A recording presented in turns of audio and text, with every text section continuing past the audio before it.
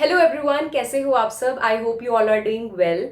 सो guys, आज की video जो होने वाली है, टाइटल से आपने देख लिया होगा। आज की वीडियो में हम पॉस्चर यानी कि जो बायो मैकेनिक्स का चैप्टर है सिंथिया नॉर्किन बुक्स का, उसका हम पॉस्चर वाला चैप्टर्स जो है वो आज स्टार्ट करेंगे। ठीक है, काफी सारे पार्ट्स में वीडियो आएगी, एक्सप्लेन करेंगे कि पॉस्चर क्या है। एग्जाम पॉइंट ऑफ व्यू से it is very important. Short questions में भी आता है, ये लॉन्ग में भी आता है। तो पूरा अच्छे से इस चैप्टर को समझना है ताकि आप शॉर्ट एंड लॉन्ग जो आंसर्स हैं वो दोनों ही आंसर्स लिख सको। ठीक है, तो चलिए स्टार्ट करते हैं।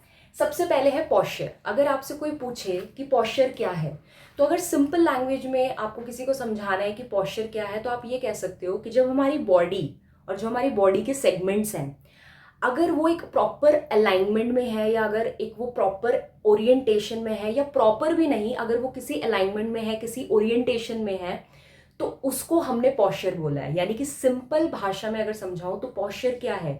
Posture it is the alignment और the orientation of the body. ठीक है, कि किस तरीके से हमारी बॉडी अलाइन है या किस तरीके से हमारी बॉडी ओरिएंट है। ठीक है, वो उसका पॉस्चर बोला गया है। लेकिन अगर कोई प्रॉपर डेफिनेशन में एग्जाम पॉइंट ऑफ व्यू से अगर हमें डेफिनेशन लिखनी है, तब तो हम ये छोटी सी डेफिनेशन नहीं लिख सकते ना। ये तो हमने सिंपल सी चीज में बता दी।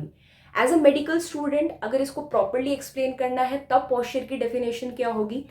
तो तब जो पॉस्चर है, इट इज द एटीट्यूड। ठीक है, ये क्या है, it is the attitude which is assumed bye the body. It is the attitude which is assume by the body. Body एक एटीट्यूड अज्यूम कर लेती है। ठीक है, कैसे, with the support during course of muscular activity. अभी मैं explain करूंगी इसको हिंदी में, तो आप घबराइए मत। So it is the attitude assume by the body with the support, कब, during the course of muscular activity, और आइदर, नहीं, और नहीं, ऑल्सो लिख, also it's a coordinated movement performed by group of muscles working together to maintain stability। अभी मैं इसको explain करूंगी। आपको देखने में लग रहा होगा कि ये बहुत बड़ी है, इसको कैसे याद करेगा, बट इसको रटना नहीं है, इसको समझना है। जब समझ जाएंगे तो एकदम से याद भी हो जाएगा। मैंने क्या बोला कि अगर कोई नॉर्मल भाषा में पूछ रहा है, या अगर वाइवा वगैरह में पूछा जा रहा है कि भाई पॉस्चर क्या है, तो posture it is the orientation और the alignment of the body and its body segment. यानी कि बॉडी और बॉडी के सेगमेंट्स का जो ओरिएंटेशन है और जो अलाइनमेंट है, उसको पॉस्चर बोला गया है। लेकिन वही चीज अगर आपको 1 मार्क्स के क्वेश्चन में आ गई, या अगर आपको पूरा पैराग्राफ लिखने के लिए आ गया, तो आप ये नहीं लिख सकते हो। Then medically you have to write this definition, जो कि क्या कहती है, चलिए समझते हैं।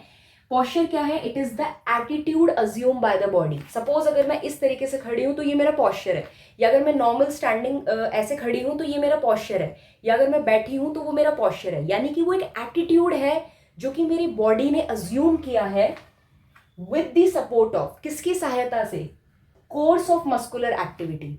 अगर हम बैठे हुए भी हैं, अगर हम कुछ काम नहीं भी कर रहे हैं, तो भी तो हमारे आइसोमेट्रिक कॉन्ट्रैक्शन हो रहा है मसल में। अगर मसल बिल्कुल ही काम करना बंद कर देंगी, तो क्या हम वो पॉस्चर मेंटेन कर पाएंगे। काफी लोग ये सोचते हैं कि अगर हम नॉर्मल बैठे हैं, खड़े हैं, कुछ काम नहीं कर रहे हैं, तो यानी कि हमारी मसल कोई काम नहीं कर रही है, बट ऐसा नहीं होता है। हम भले ही कुछ काम ना कर रहे हो, काम करने का मतलब ये नहीं है कि हमारे हाथ पैर ही चलने चाहिए, बट अगर हम एक नॉर्मल सिटिंग या स्टैंडिंग पोजीशन में भी हैं, तो उसमें भी हमारी जो मसल है ना, उनमें एक नेचुरल टेंशन बनी रहती है। मसल्स अपना काम कर रहे हैं। अगर आपने देखा होगा पैरालाइज के पेशेंट में, उनकी मसल बिल्कुल डेड हो जाती हैं, इसी वजह से वो बिल्कुल काम नहीं कर पाते, एंड बिल्कुल लूजन उनकी मसल्स हो जाती हैं, एट्रोफी हो जाती है मसल की, वो वीक हो जाती हैं। ठीक है, तो वो यही कह रहा है कि अगर हम बैठे हुए भी हैं, खड़े हुए भी हैं, कुछ भी काम कर रहे हैं, तो it is the attitude which is assume by the body, कब, कैसे, with the support during the course of muscular activity. किसके सपोर्ट से, मस्कुलर एक्टिविटी की मदद से जो हमने एक एटीट्यूड ऑफ द बॉडी बनाया है, उसको पॉस्चर बोला गया है। दूसरा, also it's a coordinated action, ठीक है, मूवमेंट की जगह आप एक्शन कर सकते हो. It also it's a coordinated action which is performed by a group of muscles working together to maintain that stability. अब अगर हम भाग रहे हैं या जॉगिंग कर रहे हैं तो वो भी तो हमारा पॉस्चर में ही आता है. Are you getting my point? वो भी हमारे पॉस्चर में आता है.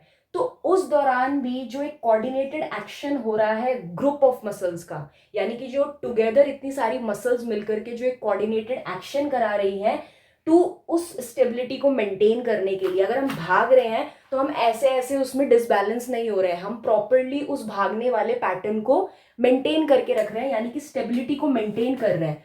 तो उसी को ही क्या बोला गया है? पॉस्चर. तो दोबारा से मैं बता देती हूँ, it is the attitude which is assumed bye the body with the support during the course of muscular activity or a coordinated action which is performed by a group of muscle working together to maintain the stability.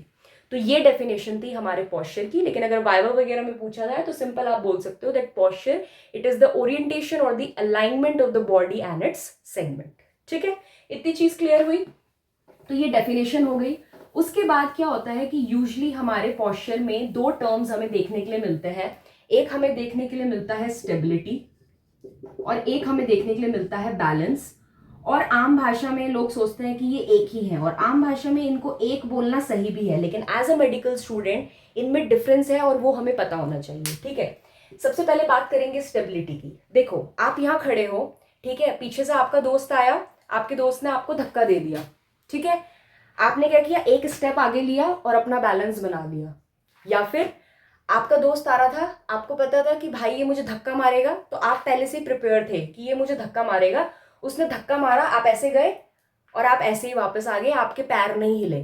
ठीक है, तो दो चीजें हो सकती हैं. या तो आपको किसी ने धक्का मारा तो आप एक दो स्टेप लेकर के फिर अपना आपको बैलेंस करो, या तो अगर आपको किसी ने धक्का मारा तो आप ऐसे ही बैलेंस हो गए. आपने देखा होगा, बहुत बार ऐसा हुआ है. तो यही स्टेबिलिटी है. अब इसी को ही अगर हम डेफिनेशन में देखें तो क्या बोलेंगे? यानी कि स्टेबिलिटी क्या है? It is the ability of the body, it is the ability, मेरी क्षमता, it is the ability of a body to maintain that equilibrium position even after the displacement by the external force. यानी कि अगर मेरे को बाहर से कोई एक्सटर्नल फोर्स मेरे इक्विलिब्रियम को डिस्टर्ब भी करना चाह रही है, उसके बावजूद भी जो मेरी एबिलिटी है कि मैं अपनी स्टेबिलिटी को मेंटेन करके वापस से अपने इक्विलिब्रियम पोजीशन में आ जा रही हूं, वो मेरी क्या है? स्टेबिलिटी. तो स्टेबिलिटी अगर पूछे कोई कि क्या है, तो स्टेबिलिटी क्या है? It is the marker is not working. अगर कोई पूछे स्टेबिलिटी क्या है, तो stability it is the ability of the body to return, वापस से आ जाना, टू इट्स इक्विलिब्रियम पोजीशन. ठीक है ना, वापस से उसकी इक्विलिब्रियम पोजीशन में आ जाना after being displaced. After being displaced, displace मतलब अगर उसको कोई उसकी जगह से हिलाना चाहे, डिस्प्लेस करना चाहे, तो ये हमारी क्या हो गई? स्टेबिलिटी हो गई. अभी बैलेंस को बाद में देखेंगे. तो ये हमारी क्या हो गई? स्टेबिलिटी हो गई. आई होप समझ में आ गया होगा. अब स्टेबिलिटी काफी सारे फैक्टर्स पे डिपेंड करती है. ठीक है, अब आपने देखा होगा कि अगर आप पैर चौड़े करके खड़े हो और अगर आपको कोई धक्का दे तो आपको ज्यादा फर्क नहीं पड़ता, आपकी स्टेबिलिटी मेंटेन रहती है. क्यों? क्योंकि आपका जो बेस ऑफ सपोर्ट है ना वो अच्छा खासा है. लेकिन वहीं पे आप इस तरीके से एक पैर पे खड़े हैं, एक पैर पे भी नहीं खड़े हैं, या ये कह लो कि एक के पैर टेंडम स्टैंड जिसको बोलते हैं उस पे खड़े हैं, उसमें अगर आपको कोई धक्का दे आपका तुरंत बैलेंस लूज हो जाएगा. क्यों? क्योंकि वहां पे आपका बेस ऑफ सपोर्ट बहुत कम है. तो स्टेबिलिटी बेस ऑफ सपोर्ट पे बहुत ज्यादा डिपेंड करती है. अगर अब बेस ऑफ सपोर्ट अच्छा खासा है तो आपकी स्टेबिलिटी मेंटेन रहेगी, लेकिन अगर बेस ऑफ सपोर्ट अच्छा नहीं है तो it's very difficult to maintain the stability. ठीक है, तो बेस ऑफ सपोर्ट काफी अच्छा होना चाहिए. दूसरा चीज जो होना चाहिए वो ये होना चाहिए कि सपोज अगर ये पर्सन है, ठीक है, अगर ये कोई पर्सन है मान लो, और ये इस तरीके से खड़ा हुआ है, तो ये इसका एक पैर है, ये इसका पैर है, तो यहां से लेके यहां तक इसका पूरा क्या हो गया? Base of support. उतना एरिया उसका क्या हो गया? बेस ऑफ सपोर्ट हो गया. तो हमने पहले तो बोला कि बेस ऑफ सपोर्ट अच्छा होना चाहिए, जितना बेस ऑफ सपोर्ट अच्छा होगा उतना स्टेबिलिटी अच्छी होगी. दूसरा चीज जो है वो ये है कि लाइन ऑफ ग्रेविटी, हमें पता है लाइन ऑफ ग्रेविटी पास होती है. ठीक है, line of gravity within the base of support ही होनी चाहिए. लाइन ऑफ ग्रेविटी जो LOG जा रही है वो within that base of support ही होनी चाहिए। अगर बेस ऑफ सपोर्ट से बाहर लाइन ऑफ ग्रेविटी चल गई तो स्टेबिलिटी क्या हो जाती है, स्टेबिलिटी बेकार हो जाती है। ठीक है, तो दूसरा क्राइटेरिया स्टेबिलिटी को बनाए रखने का वो ये है कि line of gravity should always be with in the base of support. ठीक है, तो लाइन ऑफ ग्रेविटी जो है वो within base of support हमारी रहनी चाहिए। और तीसरा जो पॉइंट है वो ये है कि अगर ये इस तरीके से बंदा है तो आपको पता है कि हमारा सेंटर ऑफ मास कहाँ पे लाया करता है, फटाफट से कमेंट करके बताओ मेरे को कहाँ लाया करता है सेंटर ऑफ मास। तो सेंटर ऑफ मास भी जो है वो भी क्या होना चाहिए, लोअर होना चाहिए। ठीक है ना, जितना लोअर सेंटर ऑफ मास होगा बेस ऑफ सपोर्ट के उतना ज्यादा स्टेबिलिटी अच्छी रहेगी। लोअर होना चाहिए एंड क्लोज होना चाहिए to the base of support. Centre of mass lower to base of support. तो ये 3 क्राइटेरिया होता है जिससे स्टेबिलिटी हमारी अच्छी खासी बनी रहती है, स्टेबिलिटी हमारी अच्छी खासी मेंटेन है। स्टेबिलिटी समझ में आ गई होगी। अब दूसरी चीज जो है जो बहुत ज्यादा इस पोस्चर के साथ आती है दैट इज बैलेंस। बैलेंस क्या है? सो बैलेंस वो पूरी प्रोसेस है। मैंने कहा ना धक्का मारा और पूरे धक्के मारने पे भी एंड वापस से मैं अपनी इक्विलिब्रियम पोजीशन में आ गई। तो ये जो प्रोसेस है जिसमें मैंने अपने ये अपराइट स्टैंस को मेंटेन करके रखा, दैट प्रोसेस इज बैलेंस। समझ में आया दोनों में क्या डिफरेंस है? तो बैलेंस बेसिकली वो प्रोसेस है through which I have maintain that upright stance. Stance का मतलब समझते हो ना? तो process through which we maintain upright stance. जो एक सीधा अपराइट स्टैंस हम मेंटेन कर पा रहे हैं जिस प्रोसेस की मदद से, that process is known as balance.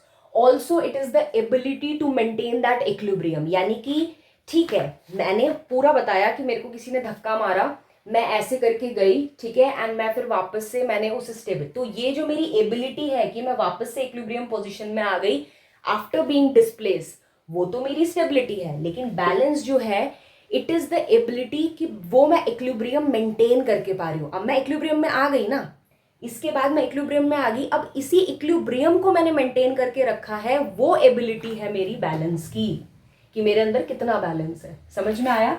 तो it is the ability to maintain balance. It is the ability to maintain balance.